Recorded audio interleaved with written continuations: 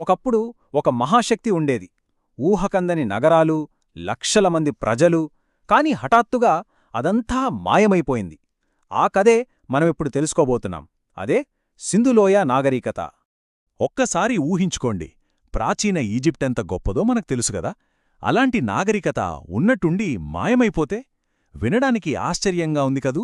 కాని సరిగ్గా ఇలాంటిదే కాంస్యయుగంలో జరిగింది. ఒక అద్భుతమైన నాగరికత చరిత్రపుటల నుంచి దాదాపుగా తుడిచిపెట్టుకుపోయింది.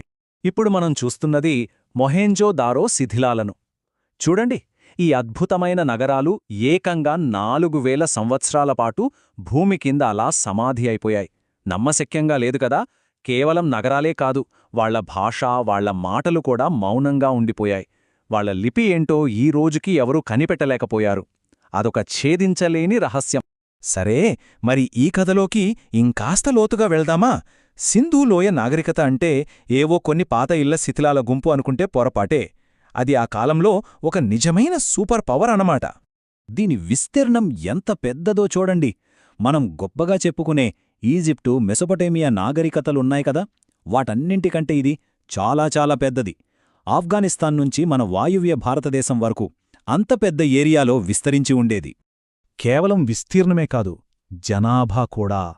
వాళ్ల నాగరికత ఉచ్చస్థితిలో ఉన్నప్పుడు, అంటే దాని పీక్ టైంలో అక్కడ దాదాపు 50 లక్షల మంది నివసించేవారట.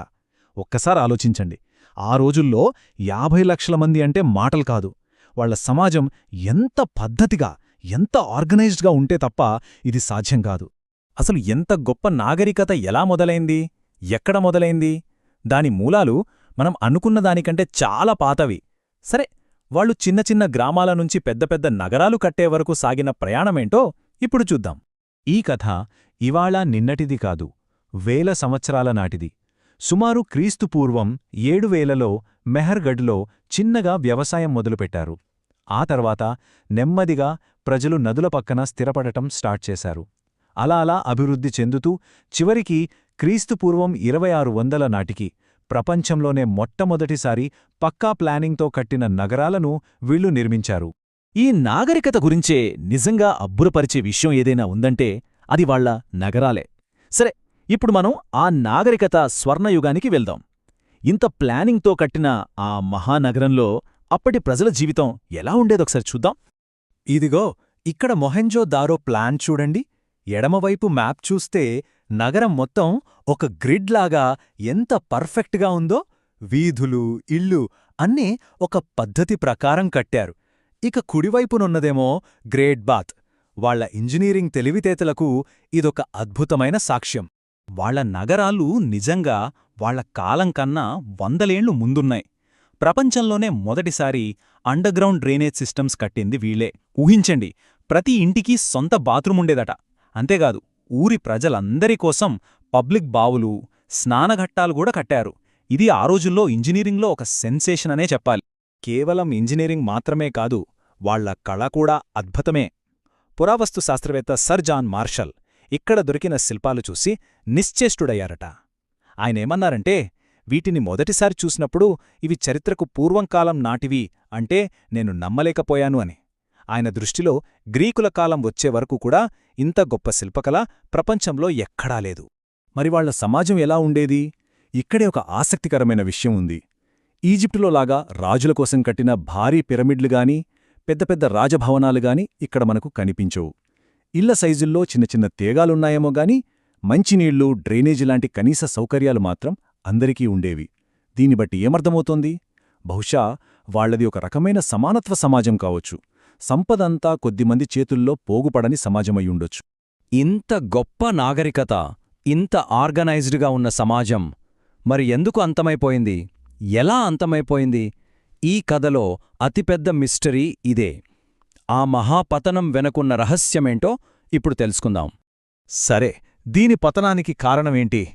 దీనిమీద 2 మెయిన్ థీరీలున్నాయి. మొదటిది, ఆర్యులు దండయాత్ర చేసి ఈ నగరాలను నాశనం చేశారని చాలా కాలంపాటు నమ్మారు. కాని ఆ వాదన ఇప్పుడు దాదాపుగా నిలబడట్లేదు. ఎందుకంటే అక్కడ దొరికిన అస్థిపంజరాలను పరిశీలిస్తే వాళ్లు యుద్ధంలో చనిపోయినట్టు ఆధారాలు లేవు. ఇక ఇప్పుడు శాస్త్రవేత్తలు బలంగా నమ్ముతున్న రెండో థీరీ క్లైమేట్ చేంజ్. వాతావరణంలో వచ్చిన మార్పులు. దాదాపు 4200 ఏళ్ల కిందట చాలా భయంకరమైన సుదీర్ఘమైన కరువొచ్చిందట. ఋతుపవనాలు బలహీనపడి వర్షాలు ఆగిపోయాయి. వాళ్ల జీవనాధారమైన నదులు ఎండిపోయాయి. నీళ్లు లేకపోతే ఇంకేముంది? వాళ్ల నగరాలు నెమ్మదిగా నిర్మానుష్యంగా మారిపోయాయి. నిశ్శబ్దం అలుముకుంది. నగరాలే కాదు, వాళ్ల భాష కూడా మూగబోయింది. ఈ ధోలవీరాలో దొరికిన ఈ సైన్ బోర్డు చూడండి. ఈ అక్షరాలు వాళ్ల కోల్పోయిన గొంతుకు సాక్ష్యంగా అలా మిగిలిపోయాయి. అసలు ఈ లిపిని అర్థం చేసుకోవడం ఎందుకంత కష్టంగా మారింది? ఎందుకంటే మనకు దొరికిన ఆధారాలు చాలా చిన్నవి. ఇవిగో ఇలాంటి చిన్న చిన్న ముద్రల మీద రాసిన అక్షరాలు దొరికాయి. వాటిమీద కూడా మహా అయితే ఓ 5 అక్షరాలుంటాయి. కేవలం 5 అక్షరాలను బట్టి ఒక భాష మొత్తాన్ని ఎలా అర్థం చేసుకుంటాం? అందుకే ఇది దాదాపు అసాధ్యంగా మారింది. అయితే సింధులోయ నాగరికత కథ ఇక్కడితో ముగిసిపోయిందా? వాళ్లు పూర్తిగా కనుమరుగైపోయారా? లేక వాళ్ల వారసత్వం ఏదైనా మిగిలిందా? ఆ కోల్పోయిన ప్రపంచపు ప్రతిధ్వనులు ఎక్కడైనా ఇంకా వినిపిస్తున్నాయేమో? ఇప్పుడు చూద్దాం.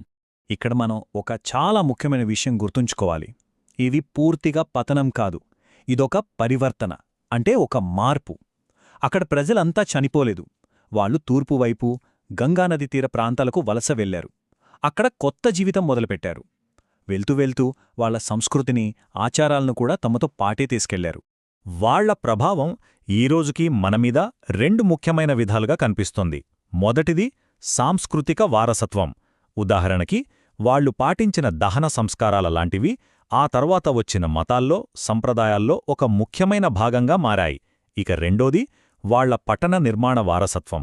వాళ్ల సిటీ ప్లానింగ్ ఐడియాలు కొన్ని వందల సంవత్సరాల తర్వాత భారతదేశంలో వచ్చిన రెండవ పట్టణీకరణకు, అంటే కొత్త నగరాల నిర్మాణానికి స్ఫూర్తినిచ్చాయి. సింధులోయ నాగరికత కథ మనకొక గొప్ప పాఠం నేర్పుతోంది. నాగరికతలు కూలిపోవచ్చు, కాని వాళ్ల ఆలోచనలు, వాళ్ల వారసత్వం బతికే ఉంటాయి. చివరగా మనల్ని వెంటాడే ప్రశ్నొక్కటే: ఒకవేళ భవిష్యత్తులో ఎప్పటికైనా మనం ఆ సింధు లిపిని ఛేదించగలిగితే అది మన మానవ చరిత్రలోనే ఎలాంటి కొత్త అధ్యాయాన్ని రాస్తుంది? వాళ్లు ఏం చెప్పాలనుకున్నారో మనకు తెలిస్తే మన గతం గురించి మనకి ఏం తెలుస్తుంది? ఆ సమాధానం కోసమే ప్రపంచం ఇంకా ఎదురుచూస్తోంది.